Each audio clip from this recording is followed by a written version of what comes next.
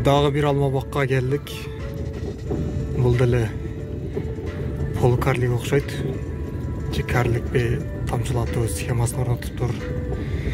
Четин болсо шарнирин сеткамен тосуптур. Азыр толугураак маалымат алып беребиз.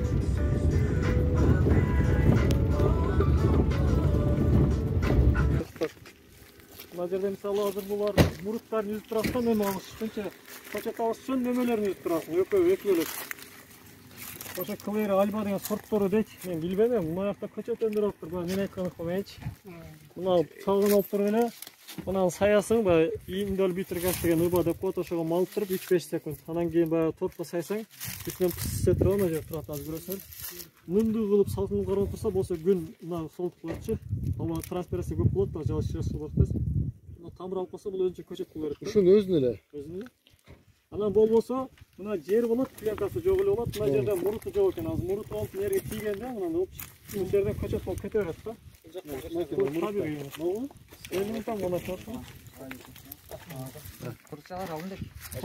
Топуракка түшө турамаса, топуракка тийип, ушул жерден тамыр пайдаланганга өзү генетикалык жактан бул оңой тамыр алат да. Бул пленка эмес, демеге тийиш керек. Пленканын максаты чөп чыгарбаш керек. Топурак эртеси эртерээк ысытат, кара пленка. Силер азыр жайдын күнү көп эле ак кийим кийип атасыңар, капкара кийинип алган күндүн нурун ысытат, дагы денең көрүп ысытат. Ошон үчүн жайында көп адам ак түстөгү нерсени кийгенге аракет кылат. Ак түс чагылдырат күндүн нуру үчүн. Кара түс сор болот дагы ысытат. Топурак тезилсе, тамыр жакшы иштейт, тезирээк көчөт өсөт, тезирээк түшүн берет, тезирээк пышат, кат болбойт да. Анан мөмө пышканда деле жерге тийип калса ооруйт, чирийт. Муну немеге түшсө, туп-тунук мөмө алып барасың, кымбат сатасың. Жакшы жактары көп. İçinden tatlı sularına şlanganın ortasına verip koyasın. Yeter sular koyasın şlanganı açıp. Bu da buraya neşeyden verip koyasın. Çöp demeye koyarsın. İş jеңилдейт. Bişkekte ошо кара жыгач деген жерлерде 50 сот кылсак, ошодон 50 сот канча, мына шунча жерди деле карасаңчы, ошо берген акча эмне жерде эле? Канча 3 сот чарт эле? Бул 20 метрдей бар. Торасы 4 метрдей бар. Канча? 2-8 сот. Ушунча эле жер. Просто bunu erте чыгара турган болсоң, кылган 500 сомдон 1000 сом тегерен чейин сатсаң болот. 600 сомдон 200 сомго чейин саттык. Канча келе чыкты ошол жерден? Быйыл 100 миң саттык да. 100 миң. Эгилгенде канча жыл болду? Кайсы жыл эгилген? Былтыр эгилген. Былтыр күздө эгилди да. Бир ай болду экен да. Сакын дер керек да бирок, 4 жыл өмүрү бар. Анан кийин уже начарлай баштап, кайра көчөтүн алып, анан алып туруп кайра отуруп берет. Onu калтырмак. Сакын дер керек да бу. Салкын эмес, ысык жерде эрте пышат. Салкын жерде кеч пышат. Жайлоодо кылсаңыз болот, мына жерде эрте пишириш үчүн. Аралар, Кызылжар, Кара Суу районунун тегерени шагындар, ошол жери болгон, тууган болгондор, мында балаган кылып койсоңор, туннель, бийик туннель. Пленка кылсаңар дагы эртең болот да. Кышында бул -10 чейин тура берет. Ачыкта деле турса үшүрүп кетпейт. Кайрадан жалбырак эме кылып жылын бирегесиң, көчөтүн бирегесиң бедедей да, бир 4 жыл түшүн берип тура берет. Мына сүрөттү. Клубника. Эрте жазда чыкканда гибойлу эме анча ширин болбойт. Былтыр тегилген кулпунда экен бул. Быйыл 100 миң сомдук саттык дейт. Ушул жерден 3 сотка жетпеген жер экен. Минеке тогондар.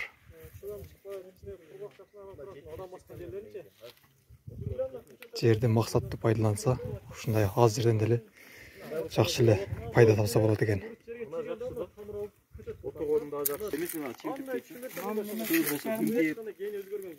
Тыйхан болон ушул. Мен да наны боёдум. Ошо окшогон бул. Бул камырган жери. Эме болуп калса, суу чачты да азыр. Көчөт пайдалуу. Тезирээк жамбыл жаатында. Ооба, жалбырагынан ошо. Тезирээк көчөт алыш ыкмасы ошол. Болбосо керек мурутчасы менен деле көчөт өндүрсөңөр болот. Өтө татаал эмес бул. Табиятынан. Буга кичине мына технологиясы керек да, буга расход керек, кичине бир аз билим керек. Улам десе ушуна дагы жолу бар. Анан жөнөкөйрөөк эркиндей деле болот. Мына билим жок, Буга анча бүчүрүн. Калыңдарга калем менен улайт, ничкелерге бүчүрмөн улайт. Көчөттү аслана бүчүрмөн даярдайт да.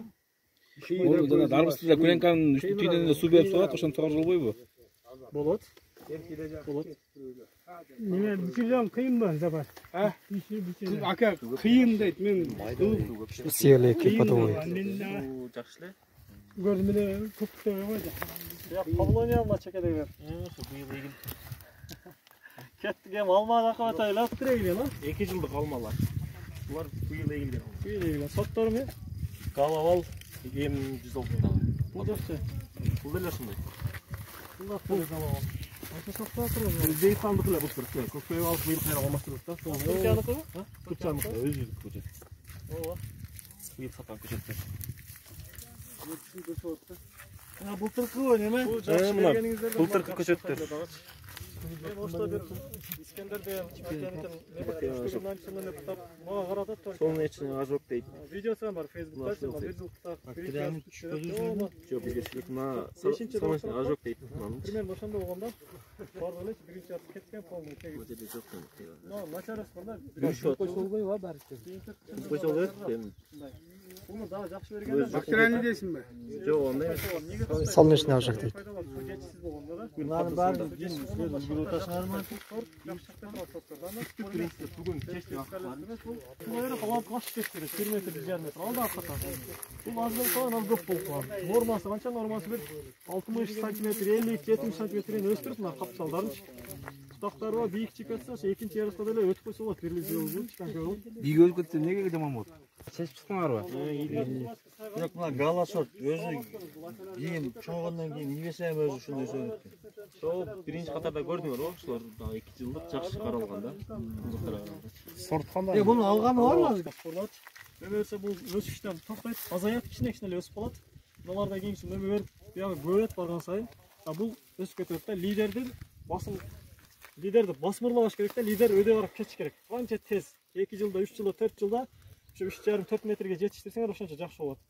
Максатыңар баягы шашпай эмес, тез арада жете турган бой канча 3,5-4. Ошого жеткиришиңер керек. Канча шак кылышыңар керек? 15-20 дана шак, капталдары бири-бирине мишет этпей турган. Биринчи арс 4-5 бутак, экинчи арстагы 3-4-4-5 бутак, үчүнчү арс 3-4-4-5 бутак. Онда 15-18-20-21 болот да. Ошол бутактар мындай болуп, мөмө кирип калганда уже жерге жетип, андан ары кыскартып эле, алчы өсүп кеткендерин кесип, кыскартып мындай кыскартканда трактор жолго мындай болуп өсүп кетсе, же бул дарактан бул даракка өсүп кетсе, мындай капталынан кенен гроста чыккан бутактардан кесесиңер. Ошол жерден кессеңер өсүүсү жайлайт. Мөмө биширинен кесесиңер. Ана 1 жылдыкта мынтип эле кесе берсеңер дагы шактай берет да. 1 жылдыкта эмес, 2 жылдык, 3 жылдык жерлеринен мына кенен градус анан ичке болуп өскөн, кыска болуп өскөн жерлеринен кессеңер, ошол жерге келип азык сатына мөмө кетет. Өсүүсү жайлайт. Өдөгө барганын кыскартканда да ошентесиңер. Бул дарак, эки дарак бирине кирип атканда да ошентип токтотосуңар. И трактордун жолуна чыкканда да ошентип токтотот. Контролду ушумен кыласыңар да. Суроо. Могу баягы айтып атсыңыз го, үстүндөгү лидер эмелерин алып турасыңар деп. Ооба. Ооба. Бирөөсүн алып турасыңар. Ошону кайсы убактарда кылабыз мисалга? Сиз азыр айтып атасыз, максималдуу кетиш керек видеого деп атасыз да? Ооба. Кетиш керек. Алмат да. Мисалы, мен муну кайсы жерден кестим? Мен муну февралда мына жерден кестим. Тутадым мен мисалы айтып атам. Кестим, бул жазда өстү. Кескенден кийин мына жерде сындырылган да, мына көрдүңөрбү? Биз үйрөткөнбүз, ошону практика уйгул иштеп атат. Экинчи, үчүнчү, төртүнчү булар сындырган, анан кийин кенен гроста бутактар чыккан. Ошолор азыр мына эгер мындан жоңгон, мындай тике болуп, мындан да узун болуп азыр өсүп аткан болот эле. Мындай жоон бутактар. Кайсы лидер коюшун билбейсиң, аны кесет элең, өстүп отун болот эле да. Ошону сындырган. Бул качан 2 см өскөндө. Февралда кессем бул апрелдин аягында, майдын ортолорунда 2 см турат. Ошо мезгилде тырс-тырс сындырып эле коюп кете бересиздер. 1 гектар жерге бир күн убакыт өсөңөр жетет. Чыканка мындай тазалап керексиздерин. Анан кийин керектүү жерлерде мындайлар чыгат, шактар чыгат, өз шактап. Ушинтип жайылып кетет да. Эмесин основной эмени 2 жыл жазда бутала ошондо чыккан. Эгерде мына жайында өтө көп өсүп кетсе, мисалы көчөт эгилген жылы 95 см учу бир кесилет. 80 см 1 метрге чейин ситуация өзгөрөт. Орточо 95-тен кестиңиз. 95-тен кескенден бирөө лидер чыкты. Экинчи, үчүнчү, төртүнчүнү колуңуз менен мындай эле сындырып коесуз. 2 см чыкканда мынтсең эле сынып калат баардыгы күлүпчү. Мына бул жактан ошо 60 см баштап 80 см чейин 4-5 дана бутак пайда кылдыңыз биринчи ярыс. Анан ошол пайдаланган бутактардын эң үстүнкүсүнөн 1-2 бирок мына эң үстүнкүсү мына турат деп туруп 20 см 40, 60, 80, 85. 85-тен дагы бир кесем. Анан экинчи, үчүнчү, төртүнчү дагы сындырам. Мына жерлерден дагы чыгат. Экөөнүн ортосуна где-то 50-60 см месте калат. Биринчи кабат, экинчи кабат. Анан бул жерден 95, 85, эми 75'ten kesem. Анан 65'ten kesem. Ошентип ошентип алыстан карана bir yolkаны түшүндүрүш керек. Yolka арчаны карасаңар, бардыгы өзү табигый кенен градуста мондой болуп чыгат. Ар жакка карап өсөт, бири-бирине мешайт, вообще мешайт этпейт. Дарактарды бирдей чыгат. Мындай 3 бурчук пирамида окшош дарак чыгат. Мына жерде биздин 2 метр расстояниябыз бар, расстоянияны толтурушубуз керек. Ошон үчүн биз кесебиз да. Эгер биз карлик болгондо 1 метрден эккенде 80 см эккенде мен учун кеспейт элем. Буну градусын кеңейтип, зымга байлап, бурап атып, мунаны тез арада мөмө бичирин айландырып, учун кессең өсө берет. Мөмөнү кечиктиресиң да. Учун кеспей тезирээк байлап ийсең, тезирээк мөмө бердиресиң. Тезирээк мөмө бердириш үчүн ушундай ийиш керек, бүгүш керек. Мына жерлерин сындырып, байлап, салмак илеп, кыскасы, бурап, анча-мынча чызык атып, кесип, өзүнүн тактикалары бар. Ошо менен тезирээк түшүнгө кирсең болот. Биринчи биз чоңойтуп алышыбыз керек. 2-3 жыл. Ошого 2-3 жылда, ошо 2-чи же 3-чү жылда аз-аздан түшүм дагы бере берсе боло берет. Барак кичине чоңоюп калат. Мөмөгө кое бересиң да. Ушундай бир нерселер бар да, кыскача айткандачы. Алып чыкканда биринчи кайхатса ийип бериш керек экен да. Башында иш керек. Ушу бир карыш өскөндө мына зубачканы сайып чыгышар керек да. Анан кийин азыр ооба, мына зерикпей кылып чыксаңар, буга деле бир 2 күн, 3 күн убакыт кетет. Зато кийин 3-1 туткул кесип, 1 жыл жоготкондон көрөк. Же таш байлап, бирнеке кылып, ар нерсе ийилип, ар нерсе кыйналгандан көрөк, жоон бутак деп жаш баланы деле тарбиялашууга чоңойгон айтсаң сөз укпайт. Жаш бутак деле кичинесин ийип койсоң, жеңил бүтөт да ишчи. Кичинесинде алып койсоң, чоң жара ачып койсоң, оору кирбейт. Өзүң да кесем деп мына жериң персонаж болбойт. Кичинесинде иштин башында керексиз нерсени жок кылыш керек. Ашыч өсүп атса кыскартыш керек. Башынан тынчыш керек да. Убакыттан үнөмдөйсүздөр. Энергияны туура жакка колдоносуздар. Ошого кеткен азык энергия туура бүчүрлөргө кетет. Алар тезирээк жетилет, тезирээк түшүм берет. Жакшыраак өсөт. Сиздердин чөтөңүзгө пайда да бул баардык нерсе.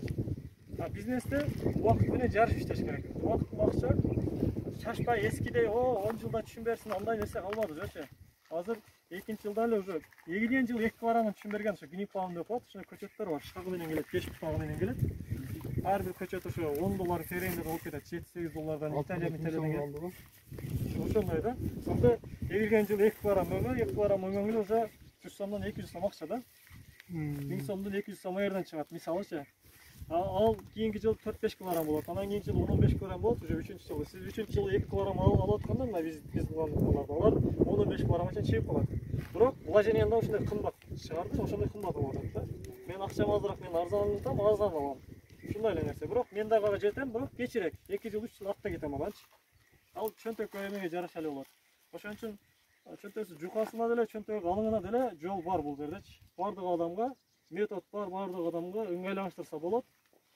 Өзүңөрдүн эмеңерди карашыңар керек, шартыңарды, климатыңарды, сөзсүз мындай кылыш керек, сөзсүз зым какаш керек деген түшүнүк жок. Акчаңыз болсо зымсыз эле кылгыла, капельник болбосоңор арык менен сугаргыла. Эми мүмкүн болсо жакшы кылыш керек, мүмкүнчүлүк болсо айла жокта кылбагандан көрөк, мындайраак кылып алдыга жылган дагы жакшыраак да. Анан буга чейин бир агрономдор айтып атты да, мисалы биринчи ярыш бүткөндөн кийин кеминде 20 сантиметрден алымыз жерлерде мындай жалбырактар болуш керек.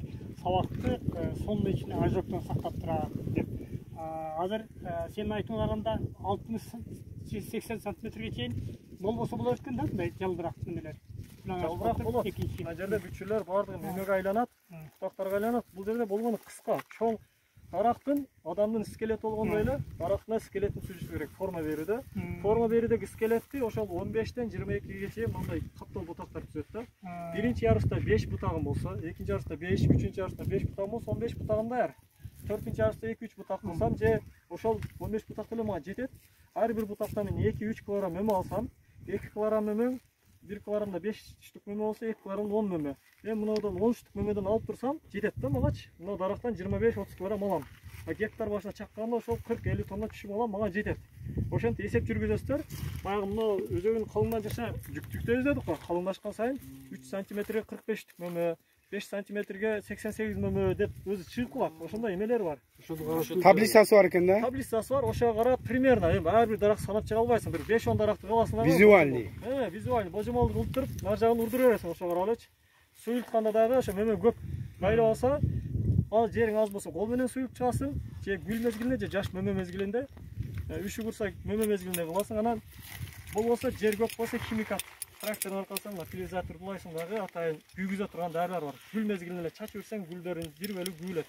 Суюраак кылсаң, көбүрөөк, азыраак күйүп, коюраак кылсаң, баягы эмен дарыны күчтүүрөөк кылсаң, көбүрөөк күйүлөт дагы. Дары кайерге тийсе ошо гүлдөр курап кала берет. Ошол жерде мөмө болбойт, мөмө азыраак болот, нормадагы болот да. Ошо 30% күйгүзүшүм керек, 70-50 күйгүзүшүм керек, онун илим-поздор менен чогуу иштеш керек болотчу. Ошол эле убакта азыктын баары бутактан өзүнө кетет экен да, жонорот да тура. Бул деле жонорот, бирок азык негизинен биринчи урукка кетет. Уруктун мөмөнү азайтыш керек деп атасыз го. ооба. Ошол убакта бул жоноруш керек экен да, эме. Асылма Жок, калган мөмөлөр стандарт болуш керек. Көп майда мөмө болгону керек. Мага азыраак, бирок качествосу жакшы, кымбатыраак сатыла турган мөмө болуш керек. Мен экспорттошум керек. 20 сом мөмө керек, мен 50 сом мөмө азыраак алгым келет. Анан экинчи берсе кийинки жылда мөмө алгым келет. Кээ бир сорттор быйыл берет, кийинки жыл мөмө бербейт. Ошону алдын алыш үчүн дагы суюлтуп туруш керек да. Буга менде да болуп атат. Ала канат конот экен дагы сындырып коет экен, баягы жерде куртты жейм деп 2-3 алгатына оңун сындырып коет да. Ошондой учурдан болуп калат экен көбүнчө. Эми ар кандай болуп калат, мына жерден улаш кыйын, мен мына жерден улайм. Мына жерден, бул жерден, бирок эң туурасы уланганы дайым өстүдө калат. Бу жерде болсо деле, бу жерде болсо да, эң туурасы көчөттү казып атканда мына жерден казылса, ошол жерден чейин эгиш керек. Мына жерден казылса, ошол жерге чейин эгиш керек. Аны кантип билет? Күн тийген жагы кою түстө болот, кара күрөң. Күн тийген жагы ак түстө болот, тамыр жагы. Ошо чызыгына карап туруп эле ошо түштөн топурак менен көмөсүңөр да. Көчөт эккендечи, туура эгиш ушундай болот. Өтө терең эксең дагы болбойт, өтө неме эгип койсоң болбойт. Уланган сөз терең эгип койгон экенбиз, баягындай подвойдун өзүнүн эмелери чыгып кетти. Берсин эле жок кылып коюш керек да. Булар эми убакыт жетпей атат. Мына окшогондорун мен мисалы алам, мыналарды жок кылам. Себеби булардын кереги жок. Мынаны алып коем, балким бул туруп турушу мүмкүн. Тик кетип атат, ичкерин тосуп атат. Оор мына 3-4 кесе жана ошол жерден кенеңиз кандай? Мына алып эле сатып экен да. Мына бутак турганчы мунун кереги жок да. Мен наоборот мына жерден бутак чыгарышым керек, мына жерге кирбөк кылышым керек белчи мына. Ара менен дедиңиз э? Ара менен. А мунун вообще кереги жок, муну кичинесинде сындырганда жакшы болот эле. Азыр артка эмес, азыр бул жака сындырсаңар, жара азыраак пайда болот да. Мына кылганда жара дагы көбүрөөк пайда болот эле. Асты жака сындырсаңар. Мындай болсо, Мына жерде ошо чиканка кылган. эмнеге оңой сындырып атса көрсөт. Экинчи мына лидер жанда 3 бурчту кескендин пайдасы. Покойго кеткен шак. Тик кетирбей. Ногу бар экен да, мунун кереги жок да дейм. сакталат. Жакшы сактансаңыз 6 айга чейин сактала берет. Гала деген алма группа. Булар эрте пышкан, август айы ичинде пышат да. Августтун башынан аягына чейин пышкан алма сорттору. Эрте пышып, катуу дамы жакшы сорттордон. Ошолордун жаңы чыккан акыркы версиялары гала бал да. Жакшы кызарат булар. Көлөмү да сал чоңураак болот, жөнөкөй гала караганда. Баягы Арслан акам баган алганда көрдүк го, жөнөкөй галамычы. Бул ошонун баласы небереси да, мына чыкканачы. Дагы жаңы муун. Жаңыртылган. iPhone 13 дегендей. Мына жерде ошо бир канча мөмө тийип, бир канчасы түшүп калган. Ошол экөөсү калып кетиптир. Мына жерде сабы турат калмады. Сабы узунараак болсо, анча жерге түшөрбөйт да, шамал тамал болгондочу. Ошон үчүн бир шиңгилде ашпес 2 мөмө болуш керек да. 4-5 мөмө болгон туура эмес, соң суюлуш керек. Бир жерде 4 эле бүчүрдөн 4-5 мөмө да түйүп алат кеде. Ошону 2 же 1ге түшүрүп койсоңуздар жакшы болот да. Бу жерде 1-2, бу жерде 1-2, бу жерде 1-2 кылып, ара жерде 1-2 болсо сапаты жакшы болот чындыгына келгенде. Анан ошонун жанынан мындай бүчүр пайда болот. Кийинки жыл ушул мөмө берет. Бунун мөмөсүнөн дагы ушинтип түшүп кете берет, уланып элечи. Мына улардын баардыгы мөмөгө кирет кийинки жылы, мына бутактар. Быйыл спурга айланыптыр. Мына эмелерчи. Галабал жакшы шактай турган сорттордон дедик. Мына градустары жакшы эле ийилип, жакшы келе атат. Мыналар лидер менен бирдей эле жоон болуп калып турган. Эми ушундай ошибкалары болот. Меники да ушундай да. Кот түшүп Бирок жалпысынан жаман эмес. Мына градустары жакшы, ошол жагынан кыйла эме да. Мунаны күчтөндүрүп кетсе болот да. Булар мөмөгө кирип калса, булар мөмө менен өзү болуп кирет. Мына жоонор күтө кете алат да. Эгер мунада тик болгондо анда жарабайт эле да. Аны 3-5 кылып кесип кайрадан шактандырган туураак болот да. 1-2-3 жыл аркага кетипчи.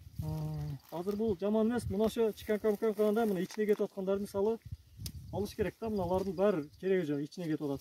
Муну деле алам, бул деле туура эмесирээк кетет. Эгер мындай же сыртына карап өскөндө мен калтырат элем да. Мына 5 градуска чейин. Аны деле чиканка кылган, ичине кетип өсүп, ичине мөмө бүчүр пайда болгон, биягы дагы кетип атат. Мына деле мисалы тар да, параллель деп коет мына. Бирөөсү калыш керек. Мына экинчи чыкканы биринчиден дагы күчтүү өсүп кеткен. Карасаңыздар. Экинчи конкурент да, мен да президент болом деп чыгып атат. Экинчисин калтырсам, Ооба. Баягы 3/4 кесиш керек деп атасыз го, кандай алып кесет дедиңиз ошону? 3/4 нелер де böyle. Мисалы, бул градустар кеңири эле экен. Азыр эгер тар болсо, мунасы тике болгондо градусу. Сиз ушуну кайчын түз кармап туруп мындай кескениңизде түз кесин, мындай 3/4 бир формат чыгып калат да. Немеге кесилген мына жерде бар экен. Ошо Лидерден көрсөтпөйсүз лидерден.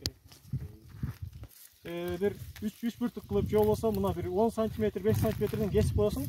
Ошол жерден бүчүлөрдүн бирөөсү чыгат, калаган бирөөнү калтырып жашартып коесуң ошол жерди. Бул кыскартуу кесүү 2 жылдык 3 жылдык. Уч кесүүдө 1 жылдыктын учун кесесиң. Кыскартууда 2 жылдык 3 жылдык жаш узураакты кесесиң. Анан кыскартасың алачы. Экөөнүн айырмасы ушу. Буну жашартыш үчүн көбүнчө үчүнчү 3/4 кесүү. Эгер тар градуста чыгып калса бутак, градус мындай тик болсо, ушунун градусун ийиш кыйын болуп калган болсо, ийиш үчүн кайчыны мындай кармайсыздар дагы. Мындай кесе турган болсоңуздар 3/4 бир форма чыгат да. Ошондой кессе, мына кайчынын үстү кесилгенден мына жерине чейин барыш керек. Учта бурч дат го, бурчка чейин барыш керек. Ылдый жагы бир аз алат дагы ушул жерде уктап аткан мүчөлөрдөн жоон болсо 3-4 дана, жоон болсо 3-4 дана, ничке болсо 1 дана, 2 дана бутак чыгарат. Ошондон сиздин багытыңызга мына жерлерди толтурайын десеңиз 1-2-3 чейин бутак чыгарып алсаңыз болот. Ошо тармакты толтуруп кенен градустагы бутак пайда кылсаңыз болот. Ал түшүмгө да эртерээк келет, градусу кенен болгон үчүн анча кубат өспөйт, көлөкөнү тоспойт, жакшы бутак болот. 3/4 кесүү, 3-чү ыкма. 3 кесүү, кыскартуу кесүү, 3/4 кесүү болду. 0дон кесүү деп коет, суюлтуу максатында. Мен мына жерде карадым, бул экөө жакын экен, параллель болсо болуптур, мисалы да эми. Мен мына тигире көрсөтөт, лидерге жакыныраак, бул экөө жетиштүү мага мисалы, мен буну түгүнөн 0дон кесем. Ушул бутакты вообще каалабаганымда, буну жок эле кылып салайын, бул өтө жыш болуп калыптыр деп суюлткум келгенде, түгүнөн кесип салам, бул 0дон кесип салам. жиктен да, баягы жиги бар го, болуп калыптыр. Түгүнөн. Ооба, түгүнөн. Онда туура кесиш керек, туура эмес ашыкча кессең дагы өтө чукур кессең да болбойт. Ашыкча кессең курап, Туура кессең бутак чыкпайт деген лидер. бутак чыгышы мүмкүн. Себеби сиз бутак чыкканга стресске эме кылып атасыз да, дарактычы. Кесип атасыз, ал шактанат табигый. Шактанса эле ошол бутак чыккан жерди мынтип колуңуз менен мынтип койсоңуз 1-2 см турганда. Ошол жерден бүчүрүп өлөт. Мынаны азыр мынтип койсоң ошо бүчүрүп өлөт. Көзлөрү көрөтмө деп коет, бүчүрлөрдү жок кылуу. Ошол жерден аердан чыга бербейт оңойчулук менен. Жумулуп калат ошол кезде. Анан акырындык менен 3-4 жылда ошол жер жумулуп жалып кетет. Бул 0дон кесүү, 4-чү ыкма. 5-чиси кандай эле? 3 кесүүнү айттык, кыскартып кесүүнү айттык, 0дон кесүүнү, 3/4 кесүүнү айттык. Анан сыртка ачуу кесүү. Баягы бир адамдын багынан көргөндө тар градус анан мынандай болуп кести го. Ошол да. Өзү тар градус болуп калган, бияктан бир бутак чыгып калган, бул жака да кеткен. Ошол жерде мынтип кесип, сыртка ачканга аракет кылган да. Решилка Мына жер тик турат. Ал мен мына жерде бул жагын кесип салып элем, мына сыртка кеткен жеринен кесип салып, тик кетип алып эле биягында болот. Бул учурда мына жер жонор берет. Тар градустун эси жаман. Тар градус болгондо мына жерден анатомиясына эле карай турган болсок, ушул жердеги отун чыдамсыз болот. Адам үстүнө чыкса мына жер оңой эле сынат. Бул бир